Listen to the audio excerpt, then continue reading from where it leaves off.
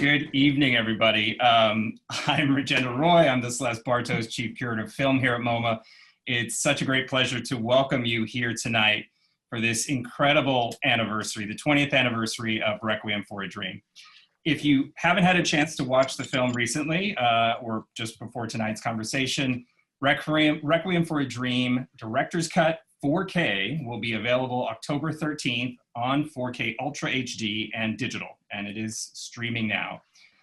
Before we get started, I'd like to recognize the donors who make film at MoMA possible, especially Deborah and Leon Black, for their exceptional commitment in creating the Black Family Film Center here at MoMA, as well as our annual Film Fund donors, many of whom I hope are watching tonight. Also, as always, a big thanks to Chanel, our lead sponsor of film here at MoMA. They've been so generous and adventurous in following us from our work on 53rd Street now into the virtual realm. Thank you to everybody at Chanel. Of course, a warm welcome to all of our MoMA members tuning in. If you're not already a member, consider becoming one at moma.org/join for special events like this one and priority access to MoMA all year round, which you can have access to the actual museum now, as Darren can attest, and we'll talk about that in a little bit. All of you watching can use the Q&A function at the bottom of your screen to submit questions, which our producers will get to me, and we'll bring them to the group for discussion later on. But now, I'd especially like to thank this incredible panel of creatives who have joined us tonight. Please welcome Director Darren Aronofsky, wave Darren, actors Ellen Burstyn, Jared Leto, Jennifer Connelly, and Marlon Wayans. Thank you all for being here tonight. How you doing?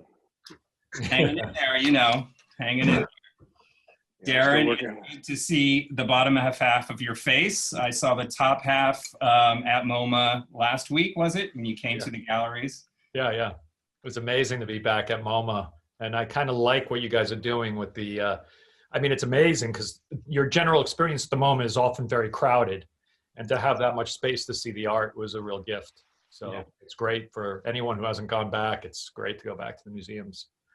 Well, thank you for coming. Thank you for being masked when you were here. It is a special time to be at the museum, especially after we were closed so long. But unfortunately, we can't show movies at MoMA yet. Theaters are still closed. So I wish we could all be on stage together here, but it is a thrill to have you in this space talking about your incredible accomplishment. I mean, for me, going back, you know, unlike some folks who, you know, there's one gentleman who wrote in that Requiem for a Dream is their favorite movie they can't ever watch again. That's not the case for me. It's more that, you know, when I watched it again recently, you know, when I first saw it, I felt like I was so grown up when I saw it, right? It was the year 2000. You know, I was 28 years old. And, you know, a lot of us, not all of us, but we're also in that kind of still not quite a full grown up, but not a kid anymore zone.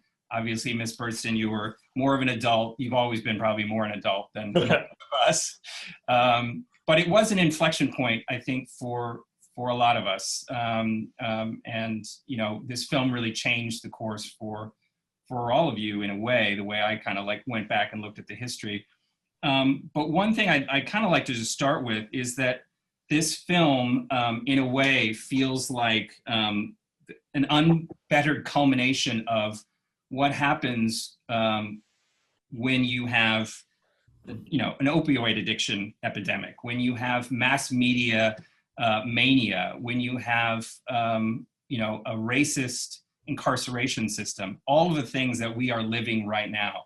And I'm wondering if each of you could just speak a little bit to the frame of mind you had, if you can remember 20 years ago, addressing this story that Darren and Hugh Selby wrote together for the screenplay, and your thoughts now about living in the society we do that unfortunately is probably less hopeful than maybe we thought it might be 20 years ago. But Darren, I'll let you lead off on that. Wow, it's a big one, and definitely a really interesting question. I did have a thought. I was thinking about the scene with Jared and Marlon in the jail, and you know, the N-word is muttered, and there's a racial intensity throughout those scenes that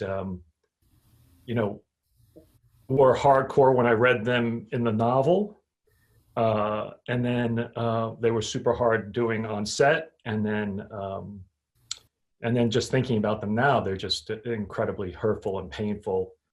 I think what Cubby always did with his writing, Cubby is a nickname for Hubert Sugg Jr., that I was lucky enough to be able to call him. But the kind of honesty and open wound pain that he writes with was always what kind of inspired me. Just finding the incredible poetry in his words, describing people being the worst versions of themselves, and how good people can slide into that reality. It just always moved me, and so I don't know. I think it's shocking at times, but the humanity of the film is from Cubby's original kind of inspiration. I think everything he ever put into the world was all about that. And unfortunately, it's sad that the world hasn't changed that much, I guess. I mean, it's changed in many, many ways, but in other ways, it's stayed exactly the same. Ms. Burston, maybe I'll direct this to you as well. And I'm just wondering if you recall having obviously there's so much heartbreak in the film, but there's also the potential, I think, for optimism. Do you remember any, kind of whether you had optimism about anything related to these characters, or the trajectory that we might take based on their experiences afterwards? It seemed to me that Sarah was driven to be her best self. And she had a skewed idea of what that might be. That she was very ambitious and very dedicated to recapturing something that she felt got away. Yeah. And if only she could be thin enough to fit in that red dress, she could get it back and be on television. Yeah. What that represented to her and what it represents to so many people of being famous or being seen, really, just being seen. And so it seems to me there's a yearning in people to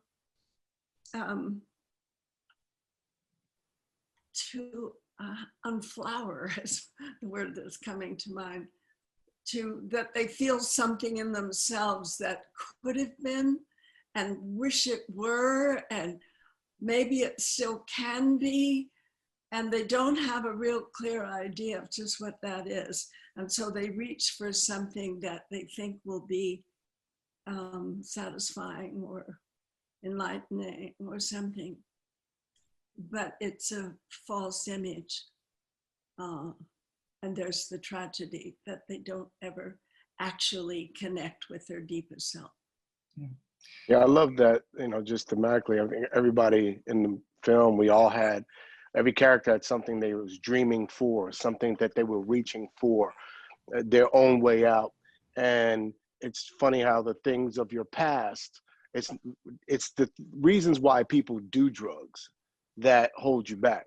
And what I love about Requiem, as much as it was about it was the greatest PSA for don't do drugs ever. Not true. Oh my God. Everybody I know, that every coffee shop I go into, man, I quit crack when I seen Requiem. It's because everybody had something they was dreaming for, but everybody had something that was, this pain, this deep-seated pain in their life that led them to the drug, that led them to the demise. And I just thought it was a beautiful roller coaster to basically like hell, and it was the greatest ride, the greatest high, and then it's just like crash. And the audience, I think, is blessed with the leftover with the thing of, you know, with the real gift. Sorry, my dad called me. No, I mean, look, I mean, in all seriousness, you know, movies do save lives. I mean, let's, you know, art does save lives in some cases. And so I actually believe that some people may have come out of this, you know, chastened about, you know, endeavoring to try any of this. But Jared and Jennifer, I was wondering, you know, in this vein, you know, I imagine finding that trust between each other as actors would have been so critical. Obviously, you had to trust in your director, but I'm wondering if you could just riff with each other a little bit, if you remember, about setting up that relationship and setting up the boundaries of trust that must have been intense. What do you say, Jennifer? Do you want to riff a little bit? I just got to say, like, seeing everybody's face, it's very emotional for me. I feel like I feel so lucky to have had this opportunity. I remember begging Darren for the job. I remember being just floored that I got to work with Ellen and Jennifer and Mark. I just feel so connected to you guys, even though we're not, you know, texting every day. And I haven't seen so many of you in so long, but I just feel this like really deep personal satisfaction and pride and gratitude that I mean, God, I remember this movie so clearly. I think every single day. I remember walking the streets with Marlon at night. I remember all the research and the rehearsals that we all did in that little room with Darren and all the crazy stuff that we talked about, and the time that I spent with Jennifer. It was just so sacred. All of it to me was just so sacred and so beautiful. I could talk about it for a very long time, but just have an enormous sense of gratitude to see your faces and to have been a part of this film. And I just want to thank you guys for that. Beautiful. Yeah, I had a similar experience to Jared. I really fought to get that part. I don't know, Darren, how many times did I audition? I auditioned a bunch of times. It was a few times. My memory of it, and Jared, you were there. Maybe you auditioned once for Me Alone, but what I remember is being like, "Oh, Jennifer, yeah, I like her work. I haven't seen her. I got it, you know." And she came in, and Jared was there, and you came in, and you destroyed the room. You threw a chair over. Yeah, she like kicked the chair across. She kicked the chair, right? And she walked out, and me and Jared looked at each other, and it was like done. We saw each other. We were like, all right, she got the part. So I don't remember torturing you at all, but please. Jennifer, don't feel bad. I auditioned 6 times. That's true. Right? I didn't believe in you, Marlon. Bro, you didn't believe at all. I was like, wow, really, Darren? 6 times. I had my own hit TV show on the air. I was like 6 times. I remember I slept the night before in my heroin clothes. I was talking like this dude all week. I went and auditioned one time. He's like, it's good. I met with him. I auditioned 6 times. I damn near paid him to do the movie. Yeah. I think the last day I bought everybody lobster. I think that was everything I made on the movie. I donated it back as a wrap gift to the cast. To the whole crew. I bought lobster. Sorry, I interrupted you, Jennifer. Please. Point being that to be there. I mean, I think that all of us felt that way. It felt really important to me to be there. I wanted it so badly. I wanted to be part of that story so badly. And so I was kind of all in. I think I threw all of myself at it. So in terms of connecting with everyone, any opportunity that we had, I was so grateful to be there in every moment and to completely surrender to the experience and, you know, be as available as possible as I could be to everyone in all moments, because it just felt like something special was going to happen.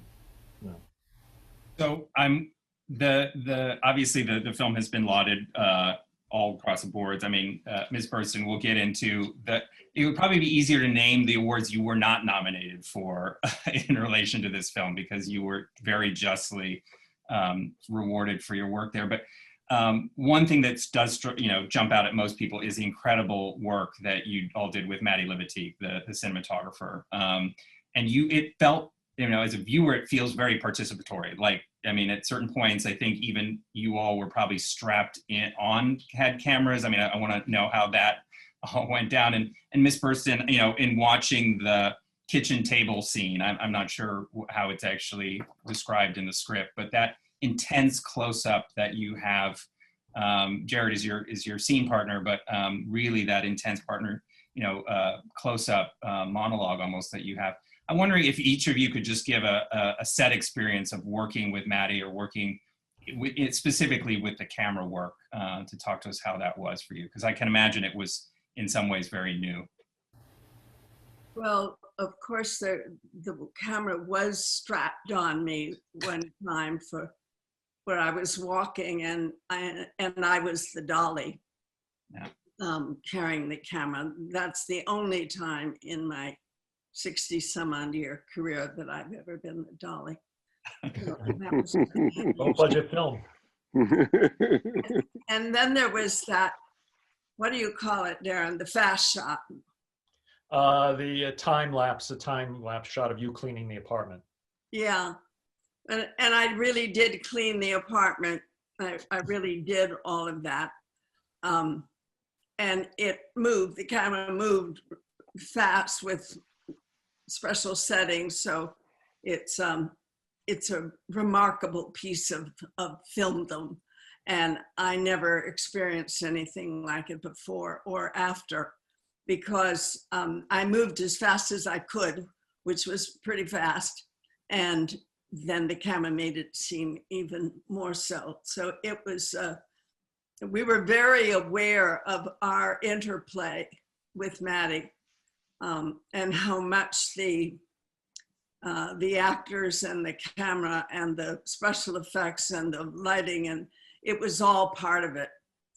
It's the refrigerator moving, and when the world fell apart, it was terrifying somehow. It was very real on the set. And it felt like teamwork. All the various departments were involved and engaged and giving their all, and it had a high intensity degree of the creativity at its most fertile and vital and tough and hard and exciting and terrifying. It was quite an experience. It sounds like it. Darren, can you just talk to us a little bit about how you and Maddie would choreograph this, talk to the actors, talk to the crew about how this was all going to go down? Well, there was, it's just a lot of conversations. It starts with just talking about the project in front of you and talking about the themes that make up the story, and then moment by moment recognizing where the camera is supposed to be. But there was a general approach of starting off wider and brighter and sunnier and warmer, and moving through the seasons of how the book was structured to a much darker, colder, muted, tighter frame. At one point, I wanted to do the whole third act winter in just extreme close-ups. But Maddie was smart in saying maybe that's a little too much, get a little more coverage, which was very wise advice. But filmmaking is like how Ellen explains. That's what I always trying to do, is create a set where everyone is contributing their specialty, their artistry to one type of score or movement together.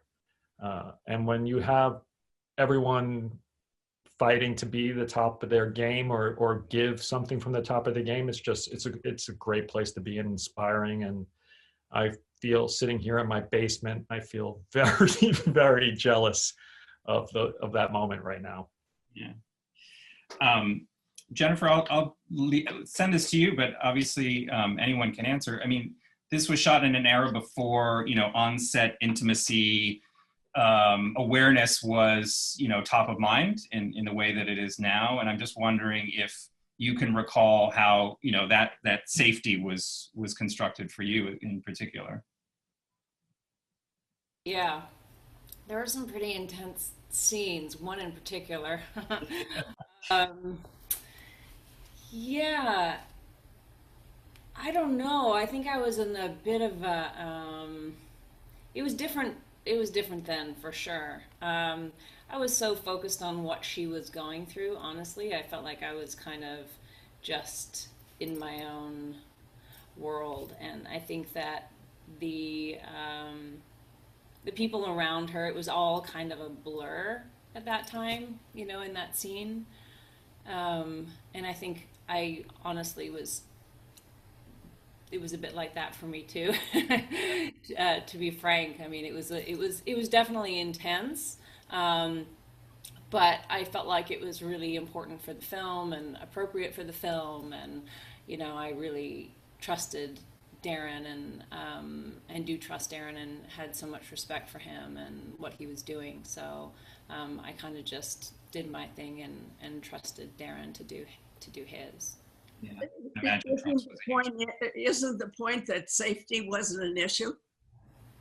I mean, that's not what you were thinking of at the time. You were throwing yourself into a role fully and in every way, and this film had a level of abandonment and commitment that it just wasn't. I mean, you think of safety, you don't want to be hurt, but it doesn't seem to me that you could do what you did, Jennifer, if that was what you were concerned with. Am I wrong? It wasn't what I was thinking about, for sure. I mean, I was just thinking about, you know, who she was and where she was, and completely surrendering myself to that experience in that scene, and kind of, like I said, trusting Maddie and trusting Darren, and how everything would come together, because I kind of just once we decided on, talked about what it was going to be and everything was agreed on, I just kind of I just gave my all to it, you know. So following on that, maybe to Jared first and then to Marlon as well, I'm wondering if there were some on-set experiences that you have kind of embraced or absorbed and taken and then used later on in the subsequent 20 years since this film has been made. Anything practical that you gained from this experience? I mean, I guess the cliche that hard work pays off.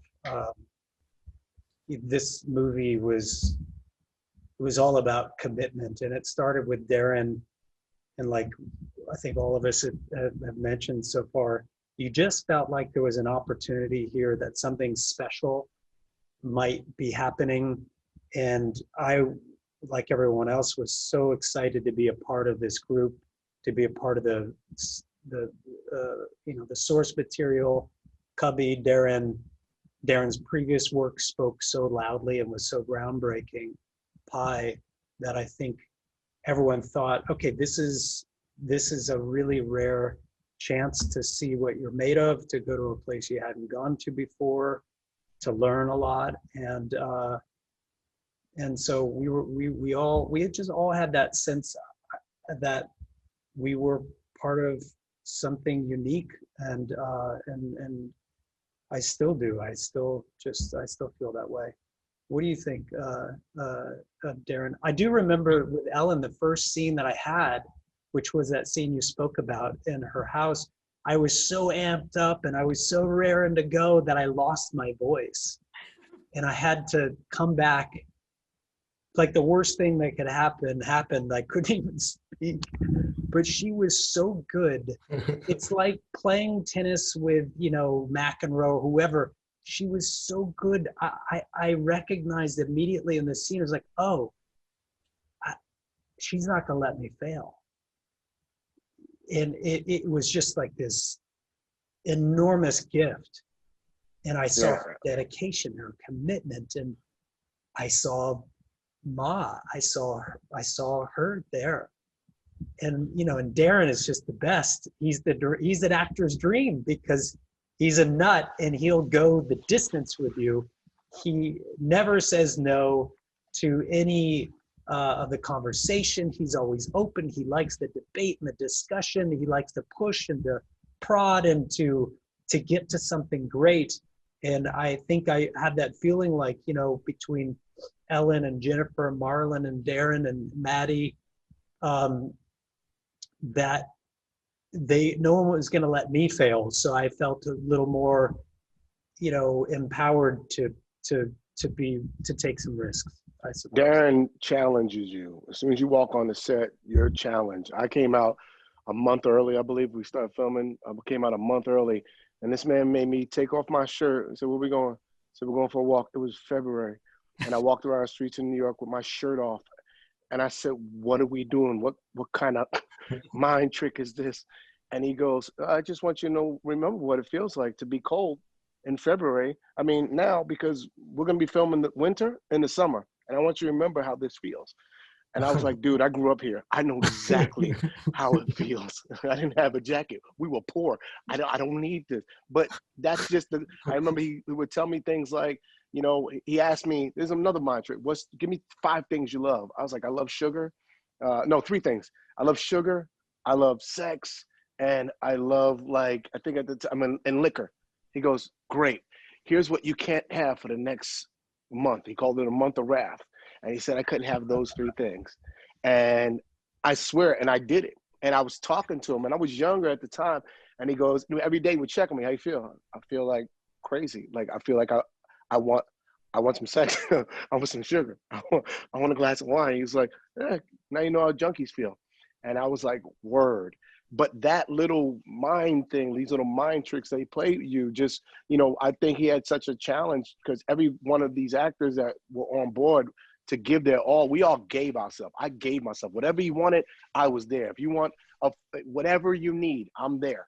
And I think all of us had that same level of commitment, but we also knew that he had our back. When I had a sex scene, of course, it was only 20 seconds long, we did a 45-minute take. But you know what? It was a closed set.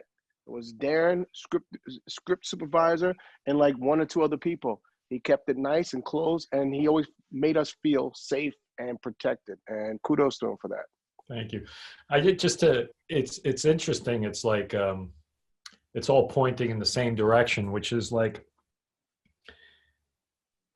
at a certain point, we had problems with the MPAA with rating. In fact, the film was released not rated, because they wanted to give us an NC-17, and the pressure, came from where they were like, "Well, if you want to be rated R, you got to trim this, you got to trim that, you got to trim this," and it was almost a bit from each of the characters seen, from the torture of Sarah to the torture of all the characters.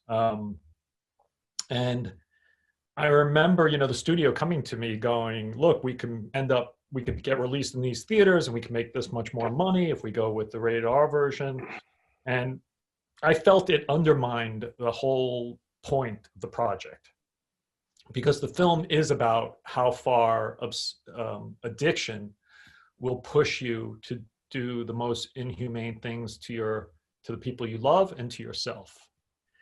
And if we retreated from that in any way, it would undermine the exact, reason for the existence of the piece.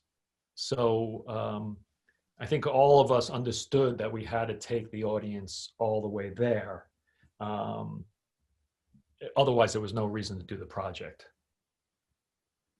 So, as you've just pointed out, the film is always thought of as such heavy, and we are drawn to, I think, these really intense stories of human suffering. What, you know, for whatever reason, these are stories that are compelling and do move us, and, you know, have given us some of the most transcendent works on cinema and on stage. But what I was also shocked to not recall at all was that there's a good amount of humor in this film. I'm not exactly sure that it's funny, but I found myself laughing. And Ms. Bernstein, I mean, specifically you and your battles with your house, your kitchen, and with food. And again, this is not, you know, it's not funny, but I was laughing, right? And You should have a dark sense of humor. I'm just saying, ass. No, I know. But like the donuts from space, and, you know, this, you know, and you know, the alive refrigerator.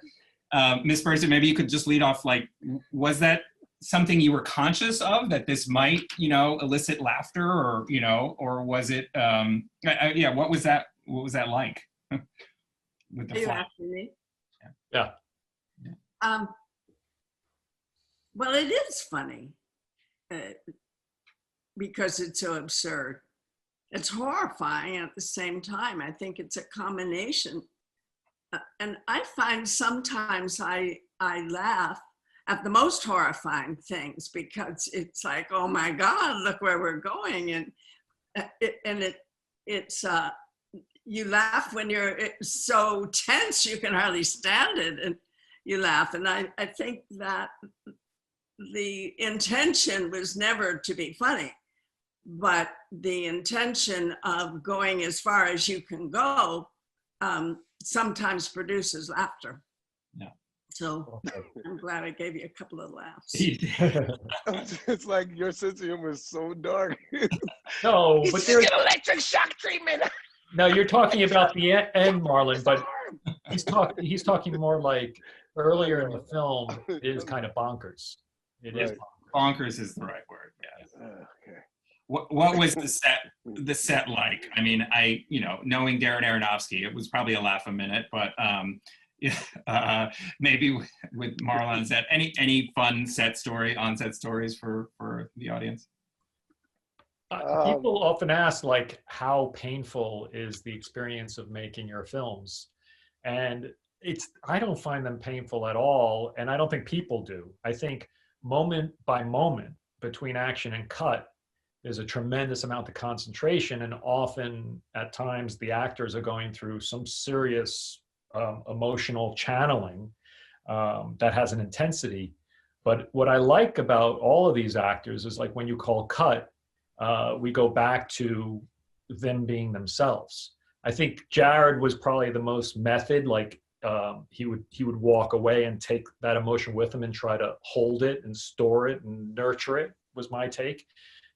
Or, you know, we would leave Jared to do his thing, but Marlon very much is Marlon the second you call cut. Ellen, when she's going deep into emotions, like I can remember when she was like channeling some heavy duty stuff, she would do similar to Jared. She would go off. She would always be there. So like I could just go, Ellen, and she'd look at me and I'd give her a note, and I could see Ellen underneath the character taking the note and turning it into the energy that she was still kind of keeping until the next time we would call action. And Jennifer is like a complete, I mean, it's strange to call her a veteran, but she is a complete, has always been an inspiration, her ability. One story I tell, which has nothing, just because I want to say something really nice about Jennifer, is that we didn't work together for like 15 years or some ridiculous amount. And then we got to work together on Noah. And it was like, I watched a really great, uber talented actor become a master. Like I worked with her when she was super talented. And then by the time she got to me on Noah, it was a master class. So I was like, wow, this is a craft. There is a, you know, this craft can be developed and turned and grown. Anyway, that's my nice story about Jen. Jennifer, do you want to retaliate with a nice story or otherwise? Oh no, please don't. Talk about Cubby. I'm sure you got some. Well, you know, I would just say it's, in terms of the atmosphere on the set, I felt like it was such a privilege to be there. even when it's like the subject matter is difficult and these characters are being tortured, it's being given that opportunity to really delve into something is such an extraordinary gift. So I think all of us, I know I felt so grateful in every moment to be there. And I think Darren's just a genius, and I was so excited to work with him the first time. I was so overjoyed that he wanted to work with me again, and would do it any time. I think he's an extraordinary filmmaker, which is why we're all here. Well, just on the Noah front, I can share with you both that my niece, who is in her junior year of college on the West Coast, thankfully, still in school, had to write a paper about Noah. Wow.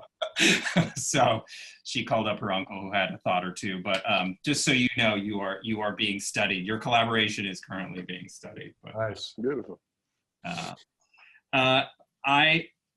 Ms. Bernstein, you were nominated for Best Actor, Actress for this performance. And, you went through a whole cycle of, the awards and talking about this film and sharing it with folks.